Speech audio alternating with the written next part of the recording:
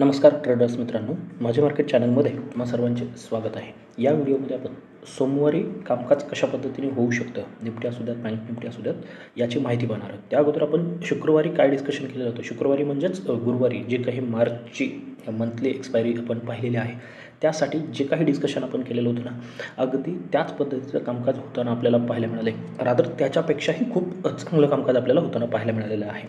जर मागच्या आठवड्यासाठी आपण डिस्कशन केलं होतं ना, 525 565 फायनल टार्गेट, अगदी ते टार्गेट येताना पाहायला मिळाले. गुरुवार अतिशय चांगला गेलेला आहे. म्हणजे ज्यांनी मंथली एक्सपायरीचे ट्रेड प्लॅन केले असतील किंवा विकली ॲनालिसिसचे ट्रेड प्लॅन केले असतील, त्यांना खूप चांगले रिटर्न पाहायला मिळालेले असणार आहे. आपले हिरो तर अगदी 30 ते 230पर्यंतचा प्रवास त्यांनी पाहिलेला आहे. 30 तेही आपण बुधवारी घेऊन गेलेलं असल्यामुळे, किंवा निफ्टीचे सुद्धा 125चे अगदी 300 होताना पाहायला मिळाले. आपण मध्ये इथे या पॉईंटला प्रॉफिट बुक केलेलं आहे, या पॉईंटला काही, या पॉईंटला काही, पण एक चांगलं कामकाज झालेलं आहे. पण जर कॅन्डल पाहिलं आहे, गुरुवारचं क्लोजिंग जे पाहिलं ना, ते थोडं कन्फ्युजन वाढवणारं ठरलेलं आहे.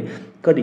ज्यावेळेस या 2 रेड कॅन्डलमधल्या अगदी 3 नंतरचं जे काही पॅनिक सेलिंग ज्याला आपण म्हणू शकतो, हे खरं तर पॅनिक सेलिंग नाही आहे, हे आहे ॲडजस्टमेंट. जे मंथली एक्सपायरी होते आणि मंथली क्लोजिंगला जे ॲडजस्टमेंट होतं, आणि खास करून फिनान्शियल इयर संपताना जे काही ॲडजस्टमेंट झाले ना, त्याच्या या कॅन्डल आहेत. परंतु या कॅन्डलने काय झालेलं आहे, जे काही प्राईस ॲक्शन आहे किंवा टेक्निकल ॲनालिसिस आहे, ते थोडं बुचकळ्यात टाकणारं बनवलेलं आहे. म्हणजेच सोमवारी डिसिजन घेताना या कॅन्डल विचारातही घ्यावे लागणार आहेत. आणि फॉल होतोय का काय, किंवा सपोर्ट, रेजिस्टन्स, यासाठी थोडं कन्फ्युजन यांनी वाढवलेलं आहे. तर आता याच्याच आधारे आपण सोमवारी कशा पद्धतीने कामकाज करू शकतो ते पाहूयात. आता सध्याला महत्त्वाची बाईंग लेवल जी येत आहे ना, ती येत आहे 22,525. म्हणजे आत्ता जिथे आपण आहोत ना, तिथून जवळजवळ 150 ते 150-200 पॉईंट वरती ती लेवल आहे. म्हणजे याच्यामध्ये कुठे संधी नाही आहे का? आहे, परंतु ती संधी लेवलवरती नाही आहे, ती संधी फॉर्मेशनवरती आहे. अगोदर अपसाईडची डिस्कशन करूयात आणि नंतर डाऊन साईडचा विचार करूयात आपण. अपसाईडला उद्या आता ज्या पद्धतीचं मार्केट आहे, गिफ्ट निफ्टी आहे, थोडंफार गॅपअप होण्याची शक्यता आहे. पण तरीही मार्केट जर फ्लॅट ओपन होत आहे आणि वरती जाण्याचा प्रयत्न करत आहे, लगेच कॉलची पोझिशन घ्यायची नाही आहे. लेवल कोणतीही असू द्यात, मार्केटला कन्सोलिडेशन करू द्यात, एक ब्रेकआउट येऊ द्यात. आता उद्यासाठी काय करायचं आहे, पहिल्या ब्रेकआउटला आपल्याला ट्रेड प्लॅन करायचा नाही आहे. पहिल्या ब्रेकआउटला, कारण काय होऊ शकतं, या फॉलनंतर या ब्रेकआउटमध्ये बरेच जण आपल्या ज्या काही फसलेल्या पोझिशन असतील ना, त्यामधून निघण्याचा प्रयत्न करू शकतात. आणि तो ब्रेकआउट म्हणजे हा ब्रेकआउट पुन्हा एकदा फेल होऊ शकतो, आणि मग तो संधी देईल आपल्याला खाली येऊन एखादा डबल बॉटम असेल किंवा नवीन काहीतरी फॉर्मेशन बनवेल. ती लेवल असू शकते 300-320ची. कॅपअपच्या केसनंतर सांगतो या, थोडं लक्षपूर्वक आहे का, थोडं कन्फ्युजन होऊ शकतं. पहिला ब्रेकआउट जो फेल झाला आणि खाली येऊन 300-320च्या आसपास पुन्हा डबल बॉटम वगैरे बनवून वरती जाण्याचा प्रयत्न करतोय ना, तर इथे एक कॉलची संधी मिळू शकते. किंवा दुसरी कंडिशन काय होऊ शकते, हा ब्रेकआउट सस्टेन करून मार्केट पुन्हा कुठेतरी कन्सोलिडेट करून नवीन ब्रेकआउट क्रिएट करेल ना, मग आपण इथे कॉलची पोझिशन घेणार आहोत. हे लक्षात घ्या. म्हणजे हा जो काही भाग आहे ना, तो आपल्या हातून जाणार आहे उद्यासाठी ट्रेडिंगचा अपसाईडला. पण या 2 कॅन्डलमुळे आपण थोडं सेफ प्लॅन अशा पद्धतीने करणार आहोत. नवीन ब्रेकआउटला पण मग नेहमीच आपलं ते 15 ते 20 पॉईंट जो काही असणार आहे, तो स्टॉप लॉस असणार आहे. 1:2, 1:3 हे आपलं टार्गेट असणार आहे. आणि हे सगळं कुठपर्यंत आपल्याला लक्षात घ्यायचं आहे, जोपर्यंत 22,525 ब्रेक होत नाही तोपर्यंत. मग गॅपअपच्या केसमध्ये या पद्धतीने. आता जर फ्लॅट किंवा गॅपअप दोघांसाठीही, गॅपअप कुठपर्यंत 400-450 याच्यामध्ये कुठेही गॅपअप असेल तरी हाच फॉर्म्युला यूज करायचा आहे. आता जर मोठं गॅपअप होतं आहे, म्हणजे 150च्या आसपास कुठेतरी मोठं गॅपअप होतं आहे, 150 पॉईंटने 500च्या आसपास, तर इथे थोडं सावध राहायचं आहे. विकलीमध्ये मी हे डिस्कस केलं आहे, मार्केट कदाचित पुन्हा वरती येऊन एक झटका देऊ शकतं. मग काय करायचं आहे, जर इथे मार्केट येतं आहे एखादं बेरिश फॉर्मेशन, मग ती शूटिंग स्टार असेल किंवा डबल टॉप असेल, असं काही बनवतं आहे 5 मिनिटाच्या कॅन्डलवरती, तर डेफिनेटली हा जो हाय आहे किंवा 22,520-25चा जो काय आहे, तो स्टॉप लॉस लावून तुम्ही इथे एक शॉर्ट पोझिशन ट्राय करू शकता. टार्गेट मोठे ठेवू नका. एक जर समजा 500च्या अगदीच जवळ मिळतो ना, तर तुम्हाला 420-430 असेल. त्यानंतर हे जे काही क्लोजिंग आहे 350च्या आसपास आणि फायनल 250, हे टार्गेट तुम्ही ठेवू शकता. पण ही जी काही पोझिशन असणार आहे ती विचारपूर्वक घ्यायची. मोठं गॅपअप, त्यानंतर एकतर पहिली रेड कॅन्डल बनेल किंवा पहिल्या कॅन्डलचा जो काही लो आहे तो ब्रेक होताना ही पोझिशन ट्राय करायची आहे. जे थोडे आपण काय म्हणू शकतो, एक्सपिरियन्स ट्रेडर आहेत ना, त्यांनाच या पद्धतीने ट्रेडिंग करता येईल. बिगिनरने थोडं याच्यामधून अवॉइड करायचं आहे. प्रॉपर फॉर्मेशन बनल्यानंतरच ट्रेड प्लॅन करायचा आहे. आता गॅपअप नंतर जर सस्टेन करून 525 ब्रेक होतो आहे, डेफिनेटली आपण कॉलच्या पोझिशनमध्ये बसूयात. एवढ्या मोठ्या गॅपनंतर जास्त काही बाकी राहणार नाही, परंतु कॉलची पोझिशन मग ती सोमवार आणि तुम्ही मंगळवारसाठी तीच कॅरी फॉरवर्ड करू शकता. आपला नेहमीचा फॉर्म्युला 15 ते 20 पॉईंटचा स्टॉप लॉस आणि त्याच्यावरती 525च्या वरती मग 580 असेल किंवा 630, इथून 630 थोडं अवघड वाटत असलं तर ही लेवल त्याच येत आहेत आपल्याला आणि त्या लेवलनुसारच काम करणं. हे झालं अपसाईडचं. आता डाऊन साईडचं काय होऊ शकतं, पुन्हा तेच कन्फ्युजन आहे. एवढ्या मोठ्या रॅलीनंतर काय करायचं आहे. जर मार्केट फ्लॅट होतं आहे, ओपन होतं आहे आणि खाली जायला सुरुवात करत आहे, तर पहिली जी पोझिशन आहे ना आपली ती बनणार आहे 270.75. हा जो काही लो असेल 5-10 पॉईंट प्लस मायनस करून चला, मी लेवल सांगतो 22,270. ही लेवल ब्रेक होताना आपण पोझिशन बनवणार. डायरेक्ट ब्रेक होत असेल तर नाही, फ्लॅट ओपन होतं आहे, खाली ते सस्टेन करते आणि ब्रेक करते, तर डेफिनेटली तुम्ही एक पोझिशन क्रिएट करू शकता.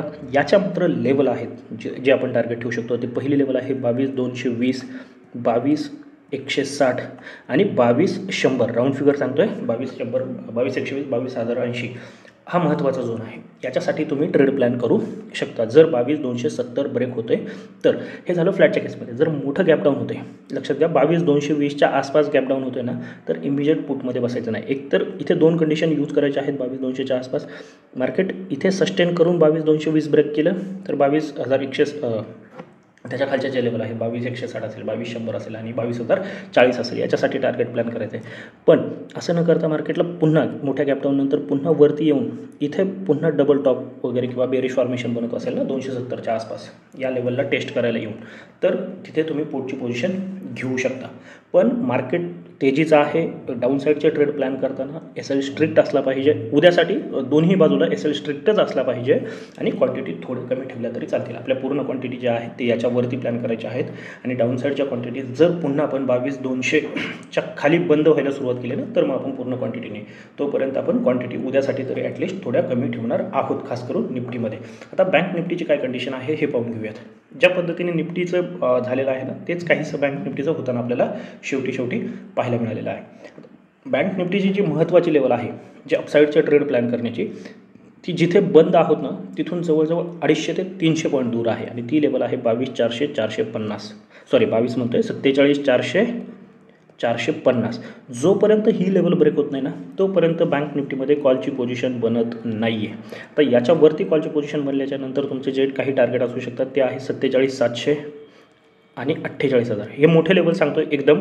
मध्ये तुम्ही 450च्या वरती 600, 550, 600, 100 पॉईंट, त्यानंतर 700 आणि त्या 700-800चा हा झोन. ह्या 700-800च्या झोनबद्दल मी खूप वेळा डिस्कशन केलेलं आहे. तो एक झोन आहे आणि त्यानंतर 48,000, 48,050 या टार्गेटसाठी तुम्ही प्लॅन करू शकता. कधी 47,400च्या वरती गेल्याच्या नंतर.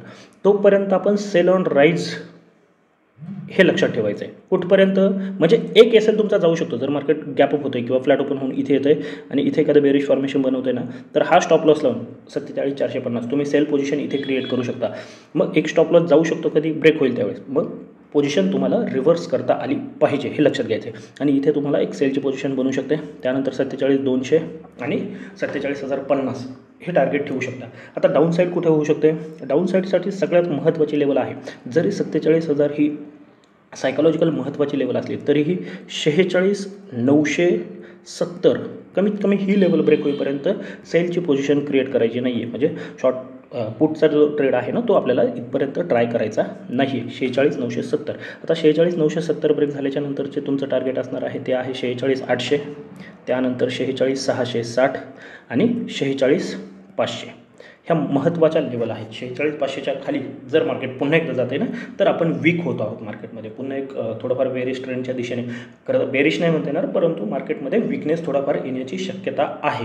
म्हणून फायनल टार्गेट जे आहे ना ते आपण 46,500 घेऊन चालणार आहोत. तेही 46,970च्या खाली जर मार्केट जाते किंवा बँक निफ्टी जाते तर आणि तर ते कधी फ्लॅट असू द्यात किंवा गॅपडाऊन असू द्यात. गॅपडाऊनच्या केसमध्ये जे निफ्टीसाठी सांगितलं आहे तसंच फॉर्म्युला. इथे गॅपडाऊन होतं आहे, एकतर इथे टेस्टिंग येऊ द्यात किंवा काहीतरी नवीन झोन बनवून ब्रेकडाऊन येऊ द्यात. म्हणजे तुम्हाला इथे एक पुटची संधी आहे 46,970 आणि 47,400च्या जवळपास, जेवढे जवळ होईल तिथे एक पुटची संधी आहे. पण त्याच्यासाठी फॉर्मेशन बनवू द्यात.